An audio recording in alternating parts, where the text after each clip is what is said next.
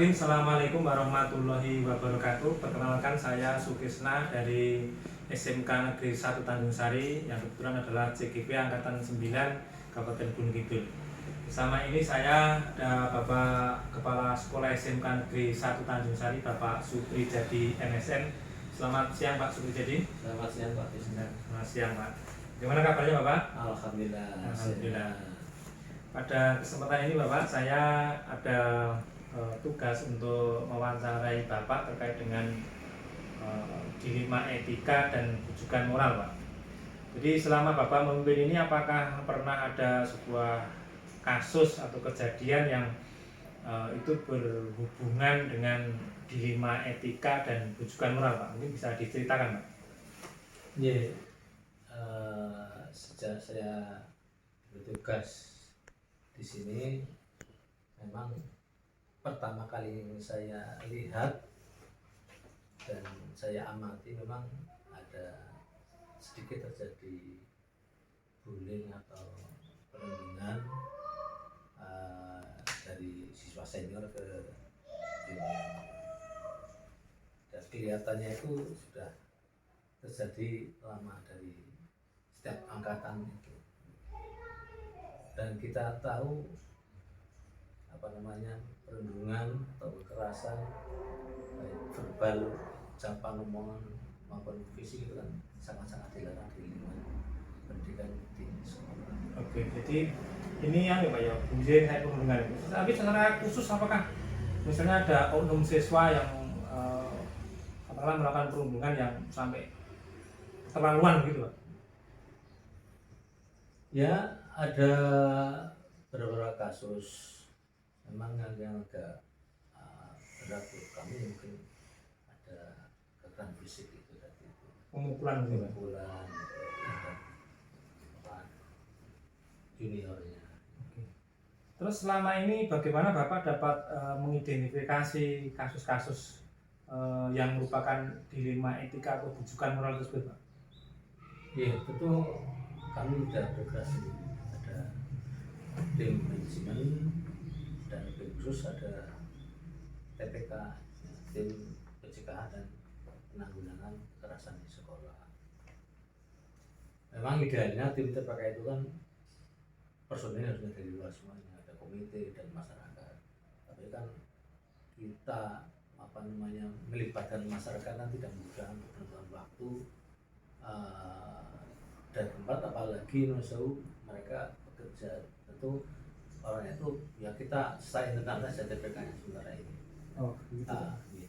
Jadi tahapannya kita menerima laporan ada pengumpulan, dan langsung tim bergerak memanggil anaknya, diidentifikasi benar tidak, dan motivasinya apa, penyebabnya apa, terjadi seperti itu. Oh, gitu Pak.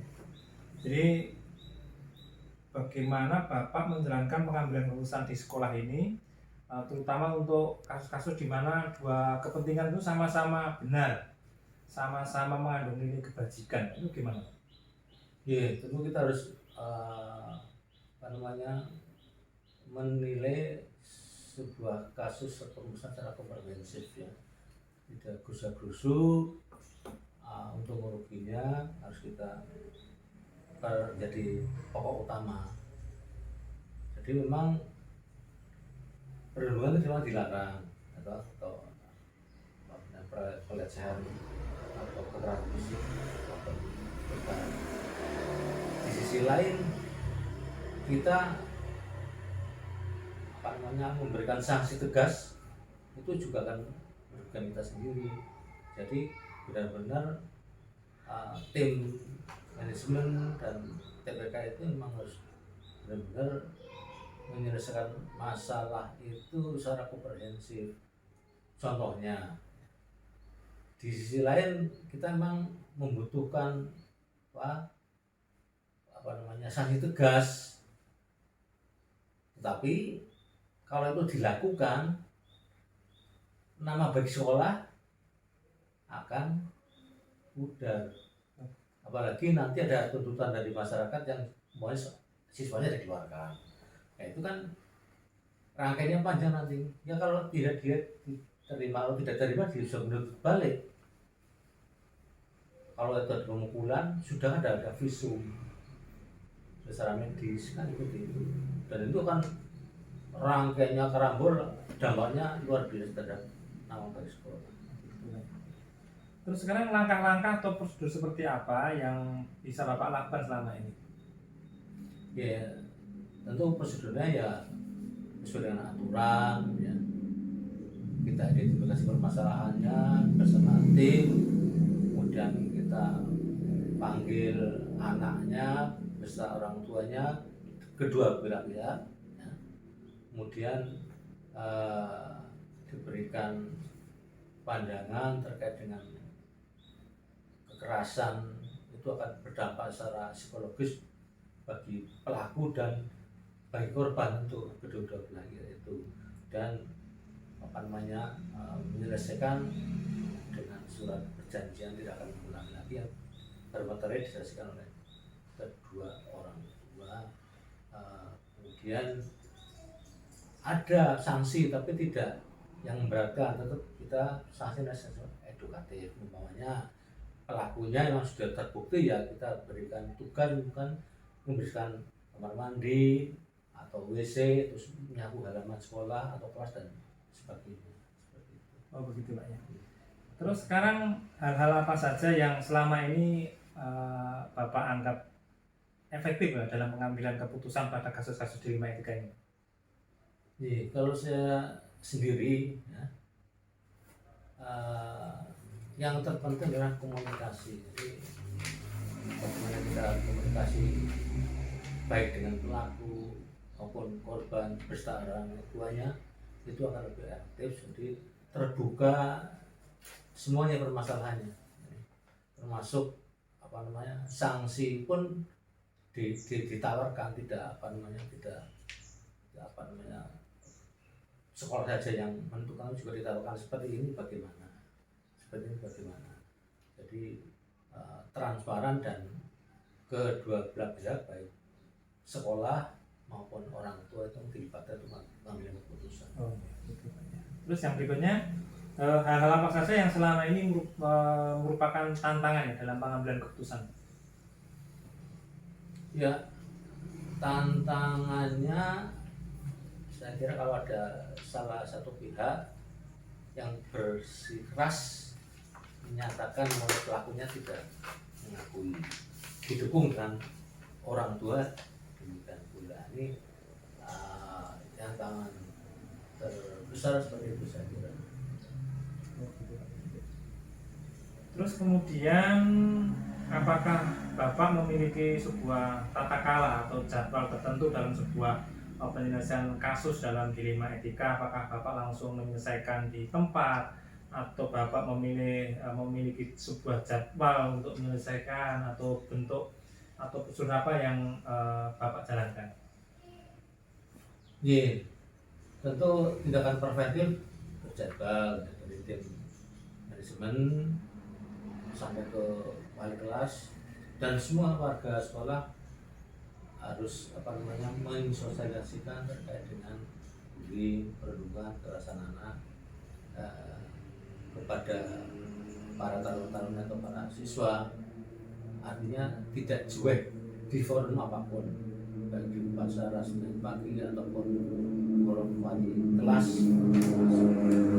minggu pertama di awal bulan, itu juga senantiasa disampaikan kepada para siswa. Kemudian penyelesaian kasusnya ya secepat mungkin, mas saya jangan berlarut-larut, melibatkan tim manajemen, tentu melibatkan seluruh tim manajemen dan TPK secepat mungkin ditangani, jangan sampai kita kehilangan momentum misalnya. Jangan berlarut lagi sampai beritanya keluar di luar sekolah, itu akan menjadi bola salju yang membahayakan untuk keberadaan masalah kita. Selanjutnya Bapak, sekarang apakah ada seseorang atau faktor-faktor yang selama ini mempermudah atau mungkin membantu Bapak dalam pengambilan keputusan pada kasus-kasus dilema etika ini? Ya pasti ya, karena kita kerja tim, artinya di tim manajemen lah itulah yang sangat membantu penyelesaian permasalahan kita hadapi. khususnya dengan masalah bullying atau perundungan tadi itu. Di semua aturan manajemen membantu Iya, mendukung ini. Iya, mendukung membantu menyelesaikan masalah. Sekarang dari semua hal yang telah Bapak sampaikan, pembelajaran apa yang Bapak dapat petik ya, dari pengalaman Bapak mengambil keputusan di lini TK seperti ini? Ya, pengalaman kami dapat ya banyak pelajarannya. Pertama, apa namanya, kita apa namanya mengedepankan komunikasi, saling menghargai pendapat orang lain dalam menyelesaikan sebuah masalah, itu kunci utamanya. Jadi kalau komunikasi kita apa namanya lancar, tidak ada hambatan, dan yang kedua adalah pengendalian diri, mengendalikan emosi kita. Orang emosi benar dewi seperti apa namanya, segala sesuatunya dipikirkan untung dan ruginya secara luas, secara komprehensif. Oke, gitu. Terima kasih ya Pak ya. Jadi sama-sama Pak Isna. Demikian tadi wawancara dengan Bapak Kepala SMK Negeri 1 Tanjung Sari, Kabupaten Gunung Kidul bersama Bapak Supri Jadi MSN. Kepada Bapak Supri Jadi, waktu wawancara kami ucapkan terima kasih Bapak. Terima kasih.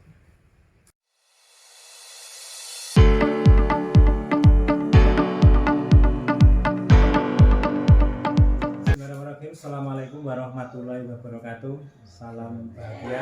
Saya Sukesma dari CGP Angkatan 9 SMK Negeri 1 Tanjung Sari, Kabupaten Gunung Kidul.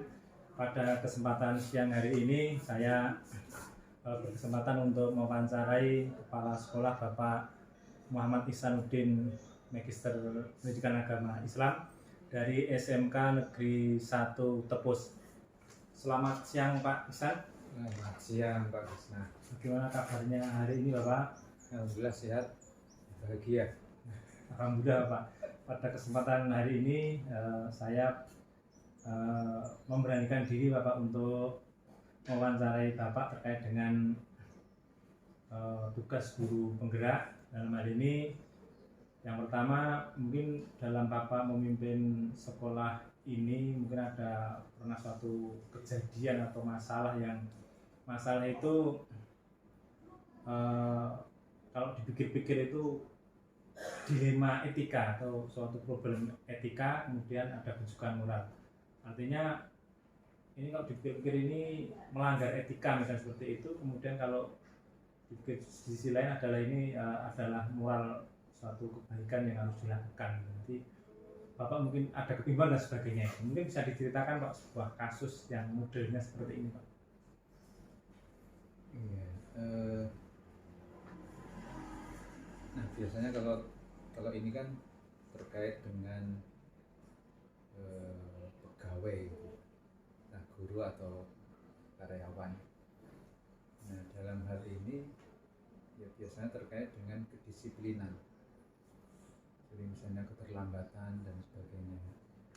Nah dilemanya adalah ketika terlambat ini ya secara presensi ya terlambat, dan biasanya kalau terlambat kan ya sudah ada catatan, ada merah lah gitu. Tapi di sisi yang lain ketika didalami kenapa terlambat, ya ternyata faktornya juga sangat manusiawi. Ada yang karena ban bocor misalnya, itu kan mau tidak mau ya juga bukan faktor pribadinya.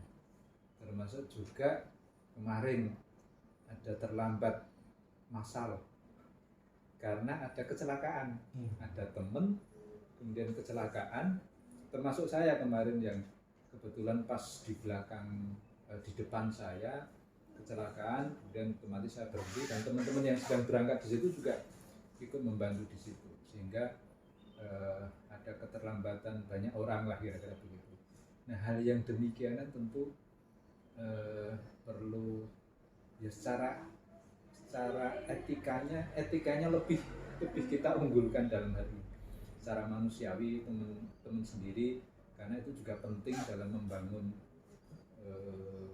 kekompakan juga. Tidak mungkin hanya ngejar presensi misalnya kemudian teman yang kecelakaan ditinggalkan itu. Sehingga hal-hal seperti ini yang perlu juga jadi pertimbangan, bahwa aturan itu ya memang harus ditegakkan, tapi juga perlu didalami ketika ada kejadian-kejadian, kenapa kok begini, kenapa begitu, dan seterusnya, sehingga mengambil keputusannya bisa lebih bijak. Terus selama ini bagaimana Bapak untuk mengidentifikasi kasus-kasus tersebut ya, yang merupakan ada kejadian dilema etika, kemudian juga moral tersebut, Pak? Mengidentifikasinya bagaimana? Ya,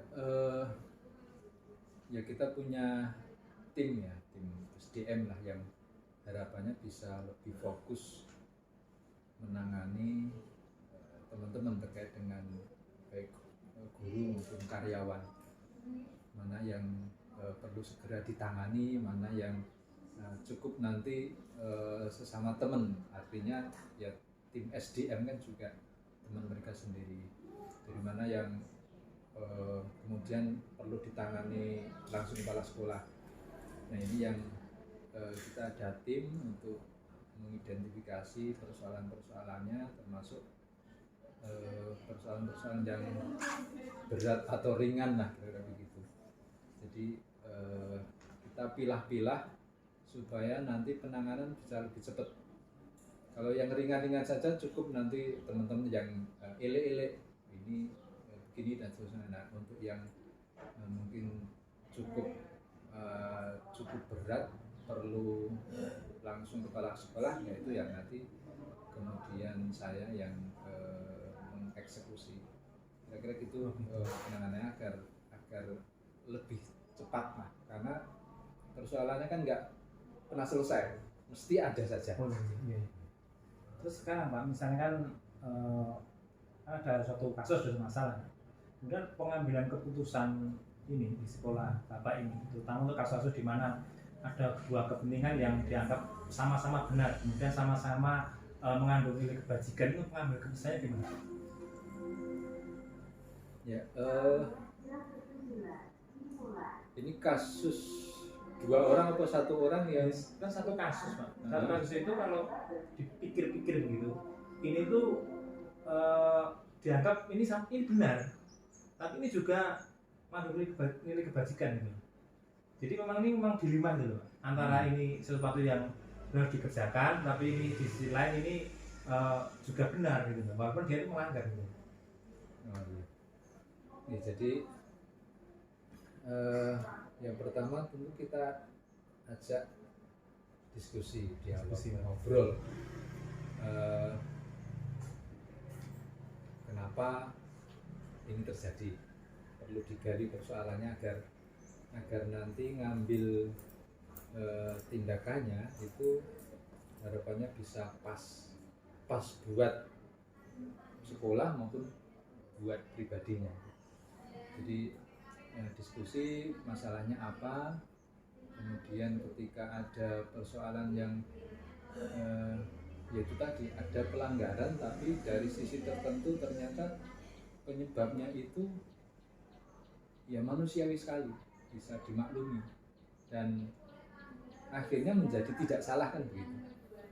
Jadi yang terpenting itu menurut saya penyebabnya itu apa, sehingga ketika diberi peringatan itu lebih pas. Kalau dia melanggar itu karena sesuatu yang memang yaitu tadi manusiawi atau masuk akal, atau mungkin ada hal yang dia lebih prioritas dilakukan dibanding dia menaati ini tadi, itu bisa jadi seperti itu, sehingga dia bisa dimaklumi ketika melanggar karena ada faktor lain yang lebih prioritas dilakukan. Ya hal yang sederhana kayak tadi lah, presensi lah, terlambat itu jelas salah, tapi secara internal kita kelola itu penyebabnya apa, sehingga bisa lebih pas memberi peringatan, tidak kemudian diuring-uring kamu telat dan seterusnya. Tapi ketika alasannya pas itu ya, oh ya besok, jadi lebih ke preventif lagi. Besok ketika kayak gitu ngabari dulu sekolahan dan sebagainya, agar misalnya kalau dia guru terlambat karena itu segera ngabari ke sekolah supaya bisa dikondisikan pembelajarannya. Atau ketika misalnya motor rusak, nah berarti ya peringatannya untuk pencegahannya besok servisnya lebih rutin lagi. Jadi hal-hal seperti itu yang kita kuatkan, lebih melihat penyebabnya itu seperti apa. Jadi itu termasuk dalam langkahnya sudah konkret Pak ya. Jadi untuk mengatasi masalah seperti itu sampai ada masalah yang penting alasannya itu apa. Nah, langkah-langkah penyelesaiannya juga tadi sudah melibatkan tim manajemen juga Pak ya. Oke. Terus yang berikutnya hal-hal apa yang selama ini Bapak anggap efektif ya dalam mengambil keputusan pada kasus-kasus dilema etika ini? Jadi saya merasa itu jadi efektif ketika orang yang melakukan itu dianggap ya sebagai manusia. Jadi bukan atasan bawahan, jadi lebih rekan kerja. Jadi betul-betul dicari alasannya apa. Jadi tidak serta-merta mentang-mentang kepala sekolah misalnya walaupun memang punya kewenangan, tapi akan lebih efektif ketika orang yang melakukan kesalahan itu bisa menyadari dan dia bisa sadarkan, bukan di pressure tapi dari hatinya, dari hati, muncul kesadaran dari hati, sehingga itu akan jauh lebih efektif. Ketika orang dimanusiakan itu akan sadar diri lah, oh iya saya salah. Tapi ketika dimarahi, orang biasanya defend, terus nyari pembenaran, kira-kira begitu. Terus tantangannya Pak dalam pemeriksaan ini yang mungkin Bapak hadapi? Tantangannya ketika peristiwanya berulang, jadi sudah ada kejadian, kemudian sudah dicoba dari hati ke hati diurai, tapi juga nggak sadar. Nah, ini yang jadi tantangan benar ya. Jadi eksekusi yang keras itu memang juga diperlukan ketika prosedur tahapan dari hati ke hati itu kok nggak nyantol kira-kira begitu. Maka ya perlu juga ada ya eksekusi yang tes, kira-kira begitu, ketika sudah mentok gitu ya. Akhirnya ya memang perlu akhirnya penegakan disiplin dalam hal ini karena sudah berulang. Hitungan saya kan biasanya 3 kali, ini kok dileke masih mengulang lagi, dileke lagi, nah, kemudian baru. Karena dengan catatan kita punya data juga. Jadi selama ini kita merekam pelanggaran direkam, penyebabnya apa. Nah ketika berulang itu dan sudah sekian kali kok tidak ada perubahan, nah kita ibaratnya SP3 kita undang, ini loh datanya kayak gini kok jenengan tidak berubah-ubah. Nah baru itu bisa kita jadikan dasar untuk mengeksekusi. Kira-kira begitu. Siap. Terus kemudian tadi mungkin di awal tadi Bapak sudah menyebutkan, tapi lebih lengkapnya, apakah Bapak itu mempunyai tata kala atau jadwal tertentu ya dalam sebuah misalnya kasus dilema etika, misalnya Bapak langsung menyelesaikan di tempat atau mungkin memiliki jadwal tertentu untuk menyelesaikannya, atau mungkin ada bentuk atau prosedur seperti apa yang Bapak jalankan kali ini? Saya melihat kasusnya dulu apa. Kasusnya. Jadi ketika itu butuh data lengkap. Itu data lengkap berarti mungkin perlu waktu. Misalnya soal yaitu tadi kedisiplinan dalam hal presensi, kan butuh data komplit paling enggak itu 1 bulan. Ini gimana sih misalnya kali presensi dan sebagainya. Nah butuh data itu untuk kemudian jadi bahan pembinaan itu tadi, atau ngobrol hati ke hati itu. Untuk kasus yang lain misalnya di pembelajaran ada siswa misalnya protes, Pak ini misalnya protes karena perlakuan guru ya. Nah yang kayak gini harus segera Jadi mungkin tidak perlu nunggu data komplit, tapi mungkin cukup menggalinya. Bahkan dengan kalau itu guru ya rekan guru, kita ajak ngobrol kenapa kok bisa kayak begini, ada komplain dari siswa. Nah, karena itu dampaknya nanti bisa melebar kemana-mana kalau tidak diselesaikan. Apalagi kalau itu sifatnya ada misalnya ada bullying ya, guru ke siswa. Nah itu kalau tidak segera ditangani juga akan melebar kemana-mana. Jadi harus segera ditangani. Jadi melihat dampak atau resiko yang kemungkinan akan terjadi ketika itu tidak segera diselesaikan. Ini berdasarkan kasusnya apa, kemudian dampak dari risikonya Pak, untuk mungkin pengambilan keputusannya itu Pak. Ya. Dan yang berikutnya Pak, adakah seseorang atau mungkin faktor-faktor yang selama ini mempermudah Bapak dalam pengambilan keputusan? Orang yang bantu gitu. Ya, seseorang atau mungkin faktor-faktor apa yang mungkin Bapak itu merasa dipermudah dalam pengambilan keputusan ini?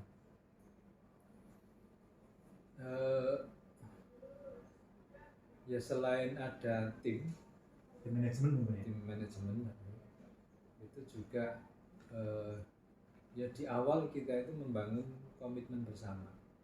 Jadi sebagai guru karyawan itu ya harus di awal itu punya komitmen bahwa kita itu melayani siswa, orang tua dan pengguna-pengguna pendidikan. Jadi kita sebagai pelayan. Nah, ketika kita menyadari itu, maka ya orientasi kita kerja itu ya jelas memberikan sesuatu yang itu bermanfaat, memberikan kepada siswa. Berarti ya kalau guru ya berarti yang ngajar sebaik-baiknya, kalau karyawan berarti melayani kebutuhan siswa apa dan seterusnya. Jadi komitmen ini menjadi penting agar ketika ada masalah-masalah itu kemudian cukup disadarkan kembali. Nah, dulu komitmennya apa? Ketika ada karyawan yang kerjanya nggak beres, memang komitmennya apa di sini itu? Mau bekerja memberikan pelayanan apa mau jadi apa? Jadi dengan adanya komitmen di awal itu akan saya kira memudahkan untuk kemudian mengingatkan kembali, dulu itu kamu begini. Ibaratnya orang dulu cari kerja yang sering dipakai, dulu susah-susah cari kerja, ketika sudah dapat pekerjaan malah sakgel medewe dan seterusnya. Jadi komitmen di awal itu menjadi penting ya. Yang mempengaruhi atau mempermudah dalam menentukan yang tim manajemen, kemudian komitmen bersama tadi Pak ya. Terus dari yang Bapak sampaikan tadi, kira pembelajaran apa yang Bapak petik dari pengalaman Bapak dalam pengambilan keputusan khususnya yang dilema etika seperti ini?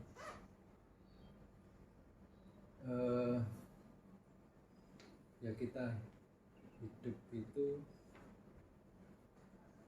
bersama, maka harus ada kolaborasi yang baik. Kepala sekolah nggak bisa nggak bisa memimpin dengan baik ketika yang guru karyawannya tidak bekerja dengan baik. Jadi sama-sama bekerja, sama-sama membutuhkan, sama-sama menguatkan. Nah, dengan ikatan itu maka kita bisa melakukan sesuatu itu tentu dengan dukungan dari semuanya. Jadi membangun kesadaran bersama, membangun komunikasi bersama agar persoalan-persoalan sekolah itu bisa diselesaikan bersama-sama. Ketika kebersamaan terbangun, saya kira rasa memiliki itu jadi ada, sehingga ketika ada masalah itu tidak kemudian pada lari, tapi karena merasa juga memiliki, maka kemudian dia akan punya kontribusi untuk turut menyelesaikan itu. Gitu. Itu sebenarnya kolaborasi, kemudian membangun kesadaran dan komunikasi Pak ya untuk pembelajaran. Oke Bapak, terima kasih atas waktunya. Mudah-mudahan dapat menginspirasi saya khususnya yang masih junior ini Pak, dan bermanfaat bagi kami dan mungkin menjadi sebuah pengalaman nanti apabila kami menemukan hal-hal yang mirip, kami bisa mengambil keputusan yang bijak seperti yang Bapak lakukan. Terima kasih atas waktunya Pak, dan saya akhiri. Assalamualaikum warahmatullahi wabarakatuh. Assalamualaikum warahmatullahi wabarakatuh.